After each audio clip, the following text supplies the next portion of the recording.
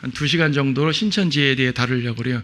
사실 신천지를 다루려면 상당히 많은 시간이 필요하고 그들의 교리를 하나하나 반박하려면 한이 없는데 이 강좌 처음부터 말씀드렸던 것처럼 저희는 어떤 집단 자체를 이렇게 막 비평하는 게 목적이 아니라 잘못된 교리들을 올바로 체크해가지고 우리가 잘못된 교리에 걸려 넘어가지 않는 것이 목적이고 또 올바른 교리를 제시할 수 있는 것이 목적이다 보니까 그들의 교리를 하나하나 다 다루려면 정말 한이 없고요. 그러려면 별도의 채널이 필요하겠죠. 핵심적인 것만 다루려고 해요. 계시록을 왜곡하는 사이비, 이단이나 사이비나 사실 언어적으로는 같은 말이에요. 언어적으로는 같은 말인데 용례에 있어서 이단보다 사이비가 좀 더 강력한 가짜 집단이라는 형태로 우리가 보통 사용하다 보니까 이런 표현을 써봤어요. 계시록을 왜곡하는 사이비 집단입니다. 사실상 신천지라는 말 자체가 신천지가 뭐예요? 새로운 하늘, 새로운 땅, 새 하늘 새 땅이잖아요. 그래서 계시록에 기반을 둔 이단 맞고요. 그래서 계시록만 제대로 공부하면은 사실 교리 하나도 안 따져도 돼요. 다 알아요. 누가 뭐라 그러면 그 구절 그 뜻 아니에요. 그거 그 말 아닙니다. 바로바로 반박할 수 있어요. 사람들이 계시록을 몰라서 그러는 거거든요. 사실은 일반 교회들에서 신천지에 무너지는 이유가 무천년주의를 배우니까 무천년주의는 계시록을 문자적으로 안 믿거든요. 어차피 상징으로 믿어요. 상징으로 믿는데 상징으로 말하면서 기가 막히게 말하니까 넘어가는 겁니다. 우리는 계시록을 문자로 보고 문자적으로 믿거든요. 그러니까 상징으로 말할 때 그게 왜 상징이에요 하면서 딱 말하면 되는데 그들은 그게 안 되는 거죠. 그래서 몇 가지 이 집단, 오늘은 이 집단이 어떤 집단인지 한번 살펴보고 다음 시간에는 이들이 말하는 그 소위 말하는 비유적 해석, 이 부분을 집중적으로 한번 살펴보려고 해요. 이 마크가 신천지 마크예요. 아마 많이 보일 텐데 신천지 예수교 증거 장막 성전의 작은의 공식 명칭이에요. 공식 명칭이고요. 보통 장막성전이라고도 많이 하죠. 근데 원래 장막성전은 다른 데 있었어요. 좀 이따 봅니다. 근데 신천지라는 말을 제일 많이 쓰죠. 그냥 새하늘과 새 땅이기 때문에 신천지입니다. 14만 4천 역시 이들이 중요하게 여기는 거고요. 14만 4천은 여화지근도 중요하게 여겼고 그렇죠. 많은 집단들이 참 중요하게 여기는 이 그 포인트예요. 계시록 이단, 아까 서두에 말씀드렸던 것처럼 수많은 이단들이 계시록을 근거로 해서 이단하지만 이 집단이 특히 계시록 이단이에요. 비유풀이가 아주 중요하죠. 이거 다음 시간에 좀 더 자세히 설명드리도록 하고요. 이만희, 대표자. 교주죠, 교주. 이 사람들이 이만희를 직접 하나님이라고 부르진 않지만 사실 뭐 거의 하나님 격이죠. 보에서 성령이라고 부릅니다. 사실은 성령이라기보다도 성령이 그 안에 임한 자라는 말로써 하는데 모든 성도들은 성령 임한 자잖아요. 근데 그것이 아니라 이 사람이 바로 성령 임한 자이기 때문에 이 사람을 성령과 동일시하는 겁니다. 그러니까 직접 하나님이라고는 안 부르죠. 거의 그렇게 보는 거죠. 보고 들은 자라는 표현을 씁니다. 이만희는요, 계시록의 사건을 처음부터 끝까지 다 옆에서 지켜봤대요. 그래서 보고 들은 자이기 때문에 나의 증거가 참이다 말이죠. 통해 들은 게 아니라 직접 보았기 때문에 나의 증거가 참이다라고 말하는 거예요. 새 요한이라는 말 들어보셨어요? 새 요한이래요. 자기가 침례 요한이 있는데 자기가 새 요한이라는 얘기죠. 이 말은 좀 이따 보겠지만은 계시록을 쓴 자하고 자기를 동일시하는 겁니다. 지금 신천지는 12지파가 있죠. 지난번에 말씀드렸네요. 이 동네는 요한지파 소속인가 봐요. 서울 남부, 경기 남부가 쓴 요한지파에서 이 요한지파에서 한 달에 한두 번씩 편지가 와요. 저희 교회로. 모든 교회로 다 보내요. 그 사람들이. 그냥 찢어버리면 됩니다. 자, 신천지의 기원을 이거 좀 알아야 되는데 호생 기도원이라고 있어요. 1965년 꽤 옛날이죠. 김종규라는 사람이 이제 주도에 있던 호생 기도원이라고 있는데 여기서 증거 장막 성전이라고 유재열이라는 사람이 있어요. 이 증거 장막 성전의 이름을 신천지에서 가져온 거예요. 여기서 신천지가 나왔는데 호생 기도원도 그렇고 증거 장막 성전도 그렇고 교리가 비슷한 게요. 자기네들이 말세의 피난처다. 말세의 피난처다. 곧 종말이 오는데 호생 기도원 저기 이제 경기도 과천인가 어딘가 조그만 기도원이에요.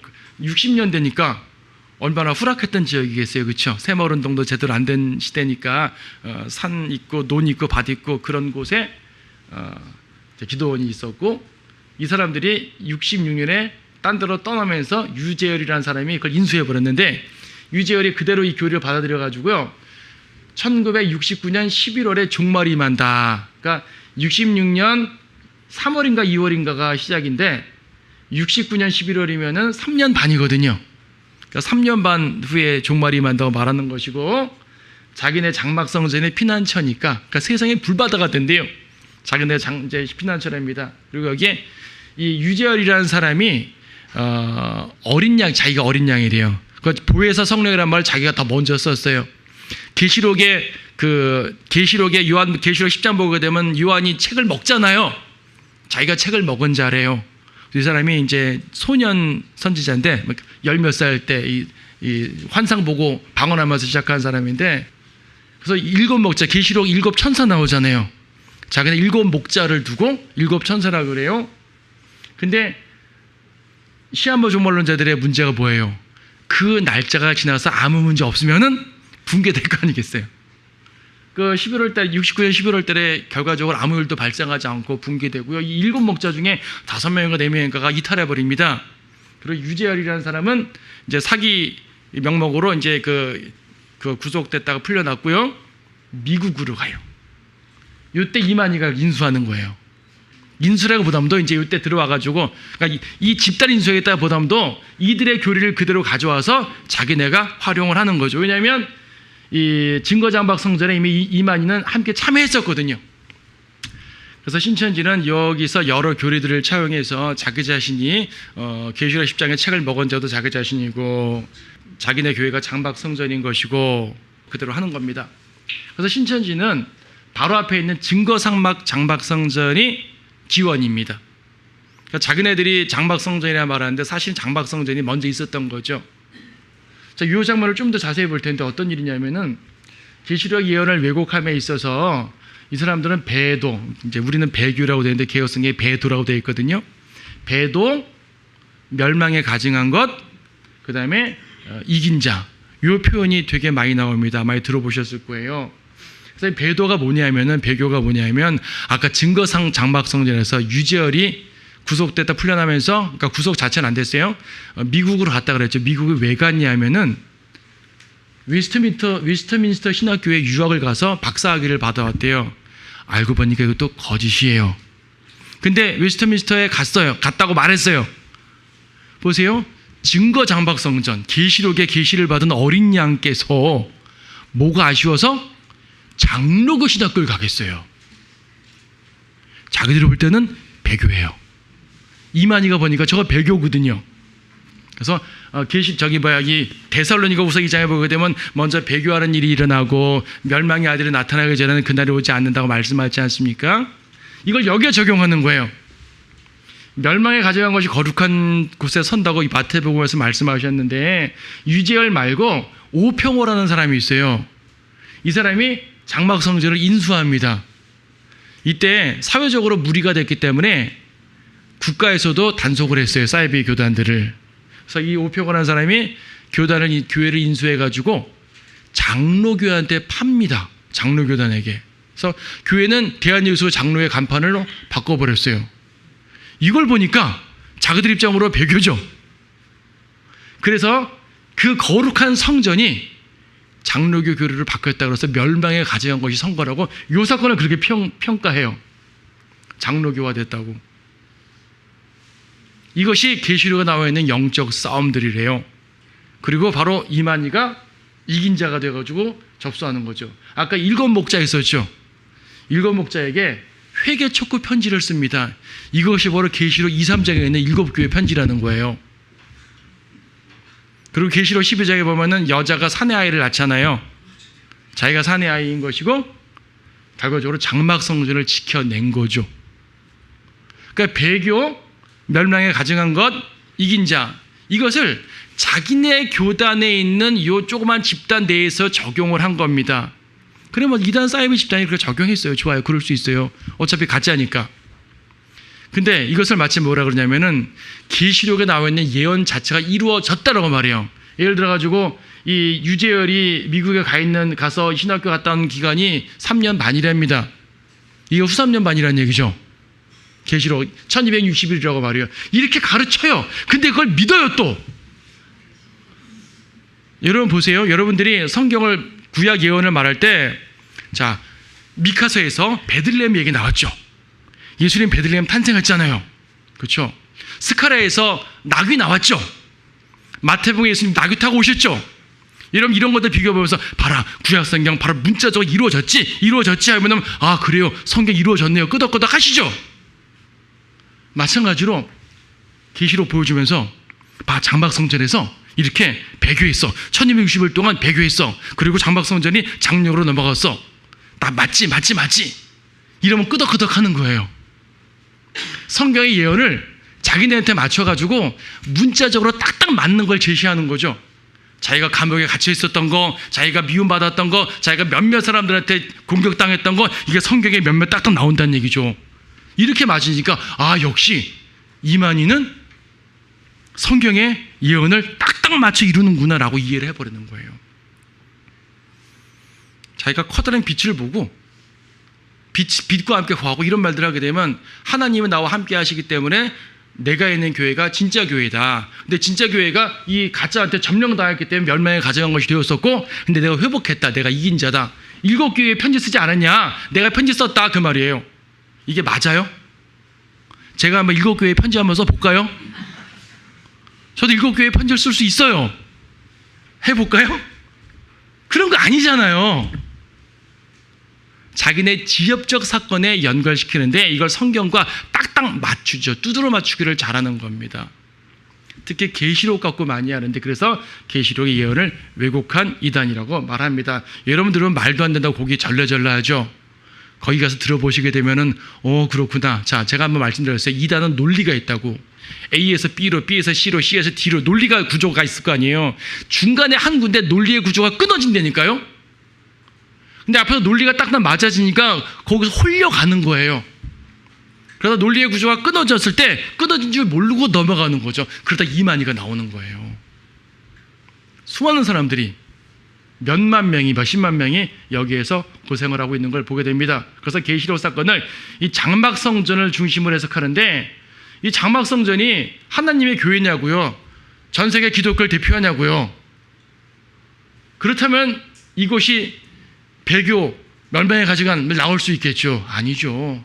그리고 멸망에 가져간 것이 있는 성전이 어디예요? 예루살렘 성전이잖아요. 성경을 문자적으로 믿지 않으면은 다 저렇게 되죠. 한국 땅에서 메시아 나오는 사람들, 한국 땅에 재림 예수가 20명 이상 된다 그러잖아요. 성경을 문자적으로 믿지 않는데 다 기원된 겁니다. 예루살렘을 예루살렘이라 믿어야 될 거 아니겠어요? 그걸 믿지 않으니까 이곳이 하나님 계신 곳이니까 이곳이 성전이요, 이곳이 영적 예루살렘이요, 근데 배교했어, 근데 회복했어, 다들 아멘하고 따라합니다. 성경에 대한 믿음이 제일 중요한 거예요. 그래서 자, 몇 가지 계시록을 왜곡시키는 몇 가지 사건만 보도록 합니다. 아까 이만희는 계시록을 다 옆에서 보고 들었다고 말했잖아요. 그래서 계시록 1장부터 21장 사건들을 다 자기에게 적용해요. 요한이 7교회에 편지 보낸 것을 자기가 그 아까 7목자에게 편지 보낸 거로 적용을 합니다. 이건 뭐냐면 사도 요한이 이 교회 편지 보내지 않았단 말이 아니라 그와 같이 나도 한다 그 말이에요. 그건 옛날 요한이고 내가 새 요한이다 그 말이에요. 예수님이 이만희를 옆에 딱 두고 계시록 사건을 다 보여주셨대요. 그렇게 주장을 합니다. 10장에서 요한이 책을 먹잖아요. 계시록 10장에서 이걸 자기가 성경 말씀을 받아 먹은 거라고 설명을 해요. 14만 4천은 신천지 신도들을 말하는데, 여러분 계시록 7장 보게 되면 이스라엘 12지파가 딱 루벤, 시므온 딱딱 나오는데, 지금 이 사람들은 뭐예요? 예수님 제자 12지파, 제자 이름으로 12지파를 바꿔 부르죠. 계시록 11장에 용을 이긴다 그럽니다. 새하늘과 새 땅의 보러 장막성전 안에서 새하늘 새 땅 신천지가 형성되었다라고 말하는 거죠. 새하늘 새 땅은 언제 되는 겁니까? 천년왕국 지난 다음이죠. 아직 천년왕국도 안 났잖아요. 계시록을 다 섞어버리죠. 문자적으로 믿지 않습니다. 비유를 정말로 이상하게 꼬는데 그 이상하게 꼬는 방식은 다음 주에 좀 더 자세히 보도록 하고요. 오늘은 이 집단에 대해서 좀 살펴보는 걸로 이제 마치도록 합니다. 계시록의 성취를 약속의 목자, 자기가 약속의 목자래요. 약속의 목자를 통해 상세히 증거되고 있다. 그래서 뭐라 하냐면 계시록이 씌어진 지 2000년이 됐는데 2000년 동안 계시록은 봉인돼서 닫혀 있었다. 2000년 동안 계시록을 제대로 말하는 사람이 한 명도 없었다. 근데 내가 계시록을 주님과 함께 다 보았다. 그래서 내가 말하는 게 계시록을 열어주는 거다라고 말하는 거죠. 봉인을 떼는 사람이 자기인 거예요. 지금까지 계시록은 봉인이 떼어지지 않았대요. 모른다고 말합니다. 자, 누가 봉인된 책을 떼는 분입니까? 계시록 5장에 보게 되면은 예수님이 떼는 거죠, 당연히. 계시록 5장 보게 되면요, 또 내가 보좌에 앉으신 분의 오른손에서 한 권의 책을 보았는데 안팎으로 기록되었고 7인으로 봉해졌더라. 7인으로 봉해졌어요. 내가 큰 음성으로 선포하는 힘센 한 천사를 보았는데 누가 그 책을 펴며 그 봉인을 떼기 합당한가라고 하더라. 자, 봉인을 뗀다고 말하죠. 누가 봉인을 떼죠? 신천지에서는 뭐라고 말합니까? 신천지에서는요, 계시록 10장에서 이 책을 요한에게 먹어주는데 바로 자기가 이만희가 요한이라고 말하잖아요. 이 책은 오직 요한이 먹었으니까 요한에게서만 증거를 받을 수가 있다. 뭐 그 말이 맞죠. 그래서 요한이 썼잖아요. 그래서 그 요한이 바로 새 요한이신 이만희 선생님이다 라고 말을 하잖아요. 성경에 뭐라고 말합니까? 5절에서 그 장로 가운데 하나가 나에게 말하기를 울지 말라. 보라, 유다 지파의 사제인 다윗의 뿌리가 익었으니 이 책을 펴고 또 그 책의 7봉인을 떼리라. 7봉인을 떼는 분이 누구예요? 유다 지파의 사제인 예수님. 9절도 그들이 새 노래를 부르며 말하기를 주께서 그 책을 취하시며 그 봉인들을 열기에 합당하시나이다. 이는 죽임당하셨던 주께서 하나님께로 각 족속과 언어와 백성과 민족 가운데서 우리를 주의 피로 구속하여 하면서 말하죠. 우리 하나님 앞에 우리를 왕들과 제사장들로 삼으셨으니 우리가 땅 위에서 통치하리이다. 자, 봉인을 떼으시는 분이 어린 양입니다. 근데 계시록 6장에 보게 되면 봉인이 하나씩 열리잖아요. 누가 열어요? 어린 양이 열죠. 예수님이 엽니다. 열면서 계시록 사건들이 드디어 막 나오는 거예요. 계시록 사건들이. 이 계시록 사건들을 이만희가 신천지와 연관된 상황들에 적용하면서 지금 봉인이 띄어짐으로써 이제 계시록이 열린다고 말하죠. 여러분, 계시록 6장에 보게 되면 봉인이 하나씩 띄어질 때마다 창백한 말이 나오고 무슨 말이 나오고 기근이 나오고 떼어질 때마다 계시록에 환란이 나오는 거예요. 봉인을 떼어질 때마다 계시록의 비밀이 풀리는 게 아니고요. 이만희는 봉인이 자기가 봉인을 떼면서 계시록의 비밀을 푼다고 말하죠. 푸는 게 아니에요. 환란 사건이 펼쳐지는 거거든요, 계시록 때. 그리고 그 봉인은 예수님이 푸는 것이죠.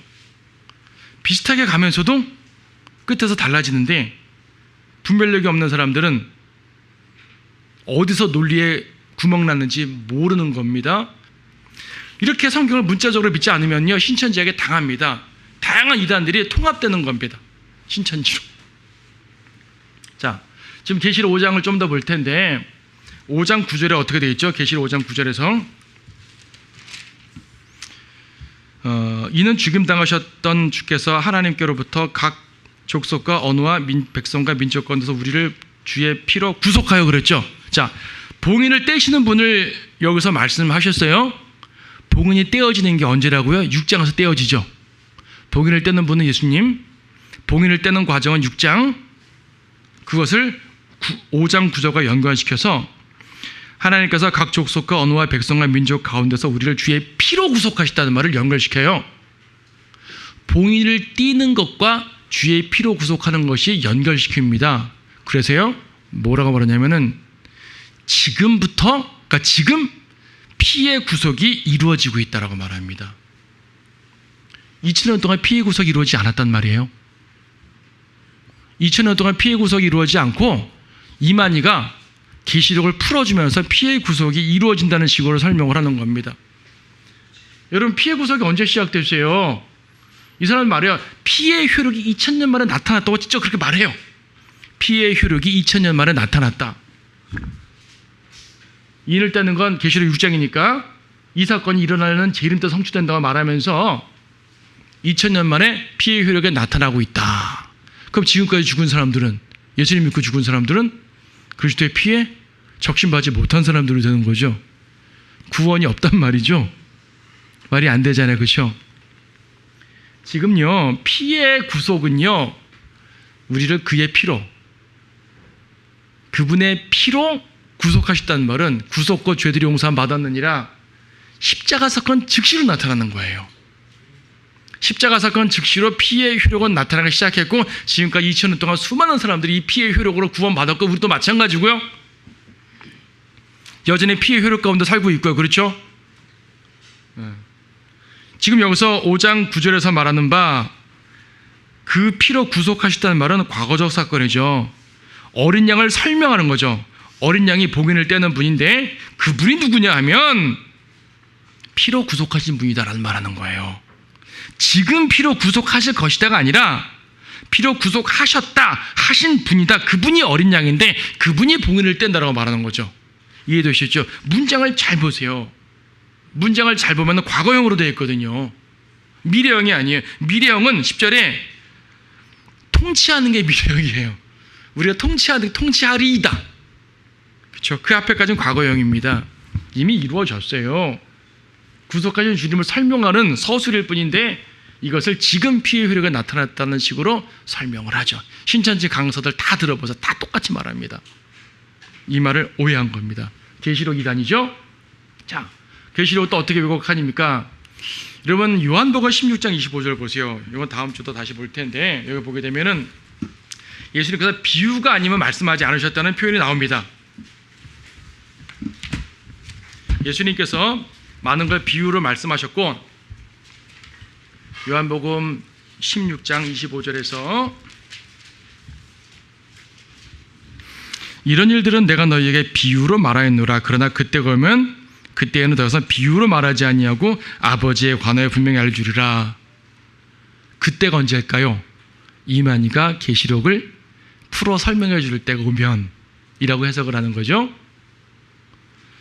예수님은 다 비유로 말씀했다는 얘기예요. 예수님 말씀 다 비유래요. 성경 말씀 다 비유래요. 그리고 계시록의 인이 떼어지는 이 순간에 비유가 풀린다고 말하는 거죠. 자, 비유로 해석하는 자 이만이라는 얘기인데 신천지에 뭐라고 말합니까? 계시록이 때가 되어 오늘날 이루어졌다. 맞는 것처럼 보이지 않아요? 계시록의 전 장을 보고 들은 자가 있다. 계시록 22장 8절 말씀 보시게 되면 나 요한이 이런 일들을 보고 들었노라. 보고 들은 자가 누구예요? 나 요한이 이런 일들을 보고 들었노라. 계시록 22장이니까 계시록 전체를 말하는 겁니다. 보고 들었노라. 내가 듣고 또 보고 나서 이 일들을 내게 보여준 그 천사의 발 앞에 경배들이 엎드렸더니 하면서 말하는데 나 요한 이만이라고 말하는 거죠. 계시록의 전장을 보고 들은 자가 있다고 말하면서 그 약속의 목자를 통해 오늘날 교회에게 전한다. 즉 이 비유를 해석하는 자가 바로 이만이다라고 주장합니다.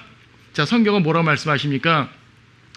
요한복음 16장 25절에 비유가 뭘까요? 문자적으로, 문맥적으로 보세요. 문맥적으로. 여러분 문자적 해석을 한 말을 많이 하는데요. 문자적 해석의 가장 포인트는 문맥적 해석이에요. 문맥적으로 뭔 말인지 봐야죠. 여기서 비유를 말씀하신 것이 무슨 말일까요? 성경 전체를 다 비유로 말했단 말일까요? 그게 아니라 바로 앞에 있는 21절 말씀 보세요. 여인이 해산할 때가 되면 그때가 다가옴으로 근심하나 아이를 낳고 나면 사람이 세상에 태어난 기쁨 때문에 더 이상 그 고통을 기억하지 아니하느니라. 이게 비유예요. 지금 문맥적으로 여인의 해산 그리고 탄생의 기쁨. 자, 예수님이 갑자기 여인이 해산하면 고통스럽지? 근데 탄생하면 기쁘잖아 라고 예수님이 제자들에게 말씀하셨어요. 이게 비유예요? 아니에요? 비유죠. 비유란 게 뭐예요? 어떠한 것들을 통해서 무언가를 말하는 게 비유예요. 비유는 허구를 말하는 게 아니에요. 오해하지 마세요. 비유는 허구를 말하는 게 아니라고요.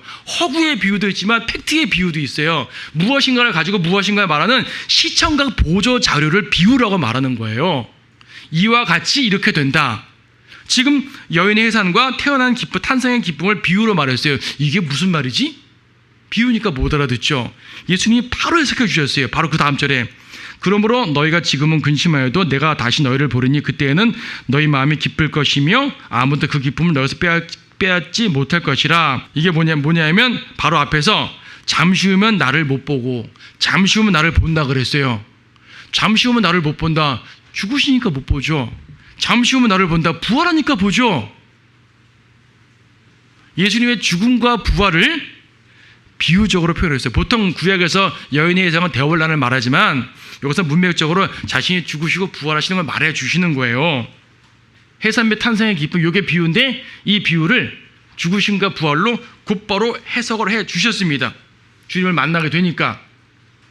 그러니까 여기서 말하는 25절에 그때는 언제? 그때는 25절 그때가 오면 그때는 더 이상 비유로 말하지 아니하고 같은 문맥의 26절 그날에는 너희가 내 이름으로 구하리니. 우리가 주님께 예수님의 이름으로 구하는 게 언제예요? 교회 시대잖아요. 주님이 승천했어요. 자, 주님이 그들과 함께 계실 때는 기도할 필요가 없죠. 주님이 바로 옆에 계신데 주님이 올라갔어요? 올라갔으니까 우리는 아버지께 예수님의 이름으로 기도를 해야 돼요. 주님 살아계신 동안 예수님의 이름으로 기도하지 않았단 말이에요. 제자들이. 지금 우리는 예수님의 이름으로 기도하죠. 부활 승천 이후에 십자가 이후 사건, 경륜적으로 말하면 교회 시대, 즉 십자가 사건, 피의 구속, 이런 모든 것들은 이미 십자가로 밝히 드러난 거예요. 왜 요한계시록이에요? 왜 묵시록이 아니라 계시록이냐고요? 한번 설명드렸죠. 묵시록은 감춘단 말이고요, 계시록은 드러낸단 말이에요. 하나님께서는 요한계시록을 통해서 미래의 일들을 밝히 드러내 보이신 거예요. 알려주신 거예요. 숨기신 게 아니라고요. 계시록을 문자적으로 해석해야 돼요. 그래서 그럼 답이 보여요. 근데 계시록을 묵시라고 이해를 하니까 계시록은 어려운 책이야. 다 상징이야. 무천년주의자도 상징으로 보고 신천주의도 상징으로 보고 여호와증인도 상징으로 보고 다 상징으로 보니까 원하는 해석이 다 나오게 되는 거잖아요. 문자적으로 있는 그대로 보게 되면 답이 있는데 주님께서 우리에게 답을 주셨어요. 성령님을 통해서 성경을 깨달아 알 수 있도록 만들어 주셨다는 얘기죠. 계시록의 전쟁을 보고 들은 자는 누구예요? 사도 요한이죠. 그렇죠. 이렇게 성경 말씀을 조금만 자세히 보게 되면 이 비유는 그 비유를 말하는 것이 아니구나 알 텐데, 이 사람들은 이 구절 하나를 가지고 성경의 비유라는 말 몇몇 구절 딱 뽑아서 이제 짝을 맞춰가면서 성경은 다 비유야. 선악과도 비유고 에덴 동산도 비유고 다 비유라고 말하는 거죠. 그 비유가 가르치는 모든 것은 이만희 신천지로 가르치도록 만드는 것입니다. 그러한 해석 체계를 가지고 있어요. 자, 아까 그 하늘의 전쟁을 얘기했는데 좀 자세히 보게 되면 아까 유재열이니 장박성전 얘기했잖아요. 그 사건 말할 때 이만희는 그렇게 말합니다. 계시록에 2차전이 벌어졌대요. 2차 두 번의 전쟁이 벌어졌대요. 여러분들은 계시록에 있는 전쟁을 보고 실질적인 세계대전이 벌어지는 걸로 인식을 해요. 우리는 이것이 아니라 자기네 그 조직 내에서 벌어진 암투와 각축전을 가지고 계시록 전쟁이다라고 말하죠. 자기네 교회가 곧 하나님의 교회라고 판단하니까 말하는 거죠.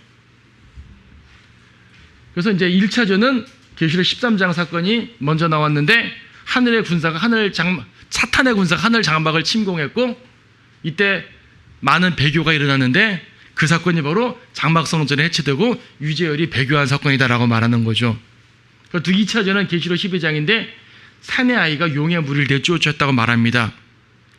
계시록 12장 하늘에 여인의 표적이 나오잖아요. 해와 달과 별을 쓴 여인의 표적이 나오고, 그렇죠? 그 여인이 아이를 낳았습니다. 용이 아이를 잡아먹으려고 했지만 아이는 하늘로 올라갑니다. 용이 분노해서 여인의 후손에게 달려듭니다. 여인의 후손은 광야로 도망갑니다. 도망가는데 땅이 입을 열어서 이제 살려주는 거죠. 용이 쏟아낸 물을 다 쏟아버리고 살려주는 거죠. 이때 하나님의 계명과 그리스도의 증거와 하나님의 계명으로 이긴 자들이 등장하는 거예요. 이걸 모두 장막성전을 이긴 용의 무리, 그러니까 장막성전 내에 사탄의 무리를 내어 쫓은 이만이라고 설명을 하는 거예요. 참 이걸 보고 고개 끄덕이는 사람들이 이해가 안 가는 거예요. 아까 말한 것처럼 세상 수많은 교회들 다 영적 전쟁들이 있어요. 다 교회 분열 사건들 다 있어요. 많은 교회들이 싸우는 사건 많다고요. 그 사건을 다 적용해봐요. 싸움이 3년 반 동안 일어난 교회가 한둘일 것 같아요? 아까 설명드린 내용이고요. 성경 말씀 계시록 13장은요 대환란 때 있을 문자적 사건이에요. 사람들은 용은 상상의 동물, 그러니까 상징적이야. 아니, 용은 상상의 동물이 아니라 영적 동물인 거예요. 분명한 인격적 실체고요. 용을 인격적 실체로 믿지 않는 사람들이 계시록을 상징으로 보는 겁니다. 우리는 분명한 사건으로 인식을 하는 거죠. 자, 계시록 자체를 다루는 거 우리가 별도의 시간이 있었으니까 지금 계시록 강의 자체를 다 하지는 않겠습니다만은, 하늘과 땅, 새하늘과 새 땅, 계시록 21장에 이 천년왕국 이후에 펼쳐질 것이죠. 이만희는 모든 걸 다 지켜본 게 아니라 자기 주변 사건만 지켜본 거죠. 아주 편협적 사고입니다. 근데 이 편협적 사고에 수십만 명이 달려들고 있어요. 희한하죠.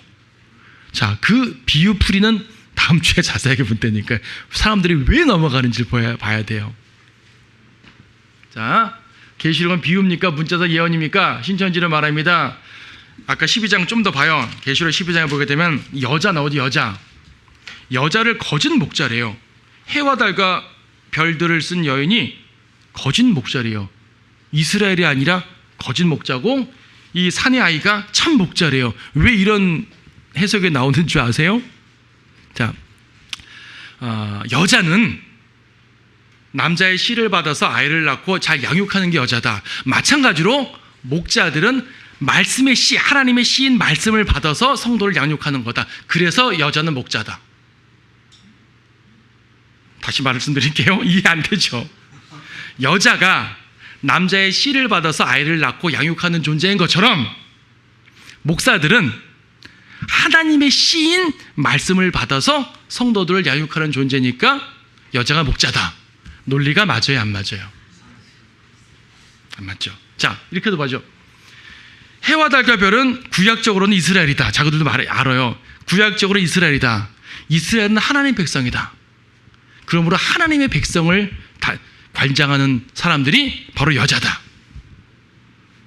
말이 돼야 안 돼요. 근데 그 말은 넘어가죠. 이 여자가 거짓 목자래요. 이 거짓 목자, 아까 말한 유재열을 말하는 거예요. 목자는 양들을 정말 지켜야 되는데 버리고 도망갔다는 얘기예요. 미국으로. 근데 이 아이는 바로 참목자, 산의 아이는 참목자로서 장막성전을 살려내고 이 용을 내어 쫓고 이겼다는 얘기죠. 13절, 용이 자기가 쫓겨난 것을 알고 산의 아이를 출산한 그 여인을 박해하더라. 그 여인이 큰 독수리의 두 날개를 받았는데 이는 그녀가 광야에 있는 자기 처소에 날아가서 그곳에서 그 뱀의 낯을 피하여 한때와 두때 반때를 부양받으라 함이라. 이게 지금 하나님의 보호를 받으러 피한 거예요? 아니면 배교하러 도망간 거예요? 보호를 받기 위해 피한 거죠. 어딜 봐서 이게 배교로 보여요? 자, 어떻게 말합니까? 광야는 물이 없는 곳이다. 물은 말씀이다. 말씀이 없는 곳이 영적 광야다. 말씀이 없는 곳으로 도망갔다. 그래서 배교다. 개신교로 투항한 유재열을 말하는 거예요. 성경 해석 자체가 말이 안 되죠? 물이 말씀이다. 베드로전서에 나와요. 물이 말씀인 거 한번 나와요. 저기 어디야? 에베소서 나오잖아요. 물은, 그러니까 말씀은 물로도 비유되고 불로도 비유되고 칼로도 비유되고 꿀로도 비유되고 많은 거 비유되죠. 왜 물 하나에 딱 집중해가지고 모든 걸 물을 다 말씀으로 맞추냐고요. 왜 모든 걸 다 하나로 맞추냐고요. 왜 씨를 다 하나로 맞추냐고요. 편협한 사고. 여기에 사람들이 빠집니다. 14만 사천은 추수권 천사에 의해 구원받은 신천지 12지파. 여러분 계시록 21장 보게 되면은 새 예루살렘에 나오는데, 새 예루살렘에 보게 되면은 12절에 12천사와 이름들이 기록되어 있고 이스라엘 12지파의 이름이 기록되어 있다고 그러죠. 12절에서는. 근데 14절에서는 누구 이름이 있습니까? 12사도의 이름이 있죠. 그러니까 새 예루살렘에는 12지파의 이름과 12사도의 이름이 있어요. 이것을 교묘에 연결시켜서 그래, 구약은 12지파지만 신약의 새로운 지파는 바로 12사도구나. 그래서 12사도를 임명해. 12목자가 있어요. 그 사람들이 요한, 베드로 12목자가 있어요. 그 목자가 다스리는 지역들이 바로 12그 지역인 거예요. 이 동네가 바로 그 요한 지파인 거고요. 성남 다 이쪽 요한 지파죠. 분당 이쪽에다, 경기 남부가. 이렇게 성경을 연결시키니까 사람들이, 모르는 사람들이 당하겠죠. 그러네. 구약에는 12지파지만 신약에서는 예수님이 12지파네. 그럼 이거 더 맞지. 그리고 새 예루살렘 나오는 21장 1절에 새하늘 새 땅에 나오거든요. 딱 맞아떨어진다. 이렇게 나오죠. 그럼 14만 4천은 다 찼을까요, 안 찼을까요? 이 사람들한테. 우리 여호와 증인 때도 다뤘지만 14만 4천에 찼을까요, 안 찼을까요? 진작 찼죠. 그럼 어떻게 되죠? 처음에는 서로 이제 14만 4천에 끼어들려고 막 전도했단 말이에요.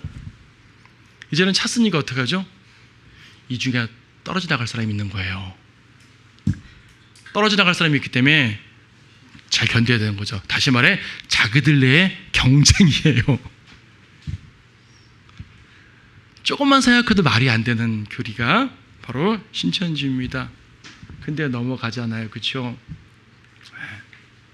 여자는 이스라엘이죠. 확실히 이스라엘입니다. 근데 여자를 이스라엘로 보지 않는 집단도 있잖아요. 대부분의 개신교에서는 여자를 교회로 보잖아요. 영적으로 보니까 어차피 영적으로 보는 건 우리가 더 선수야 하고 신천지가 나온 거죠. 문자적으로 봐야지 얘기가 되는 겁니다. 사나이는 누구예요? 그리스도죠. 12장 5절에 나옵니다.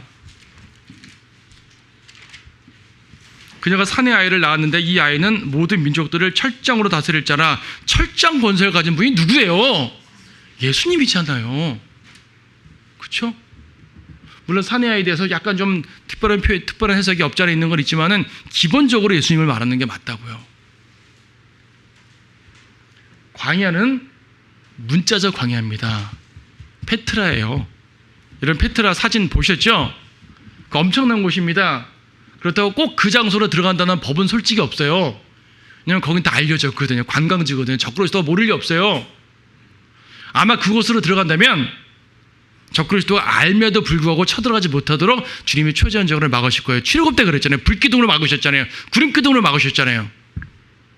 만약 그 장소가 아니라면 적그리스도가 찾지 못하는 또 다른 피난처가 있을 거예요. 어쨌든 광야예요.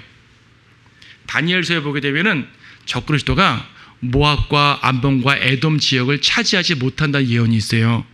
모압과 암몬과 에돔 지역은 바로 오늘날 요르단 왕국 지역, 즉 페트라가 있는 지역이에요. 관광지예요. 다 알아요. 모를 리가 없어요. 알면서도 참 쳐들어가지 못하도록 주님께서 보호하신다는 특별한 예언들이 다 들어있는 거예요. 성경을 문자적으로 보게 되면 다 뚫립니다. 배교하러 가는 것이 아니라 부양받으러 가는 거죠. 14만 4천은 문자적인 유대인 12지파입니다. 개신교에서도 14만 4천을 영적으로 보니까 이렇게 당하죠. 처음부터 문자적으로 보게 되면은 쓰던 소리 하지만 다 끊어버릴 텐데 자기들도 문자적으로 보지 않다 보니까 자기들도 14만 4천이 뭔지 모르거든요. 신천지가 와서 당신들 14만 4천이 뭔지 알아요? 글쎄 솔직히 모르겠는데요. 교회 아닌가요?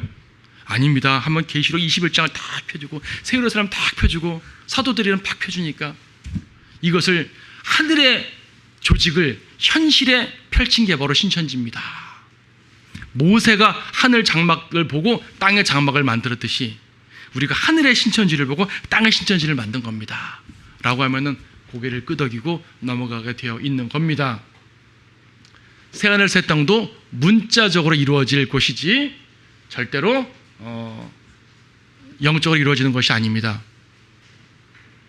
자, 그래서 마무리합니다. 신천지에 대한 교리 자체는 이제 좀 더 다루도록 하겠지만 지금 본 것만 해더라도 얼마나 성경을 엉터리로 비유적 해석하는지를 알게 되죠. 그들의 모든 해석은 창세기부터 다 다뤄지지만 대표적인 게 계시록에서 시작이 됩니다. 여러분이 계시록만 제대로 공부해도 그들의 말을 하나하나 바로바로 반복할 수가 있어요. 그래서 계시록을 공부하셔야 돼요. 이들도 말이에요. 계시록을 알아야 된다. 그래요. 계시록을 아는 사람들 앞에서는 꼼짝을 못합니다. 그래서 우리 이제 계시록 강조한 거 있잖아요. 여러분 다시 한번 자세히 들어보시고 우리가 하나님의 말씀을 올바로 알아야지 이 이단들을 물리치는지를 여러분이 깊이 있게 생각하시기 바랍니다.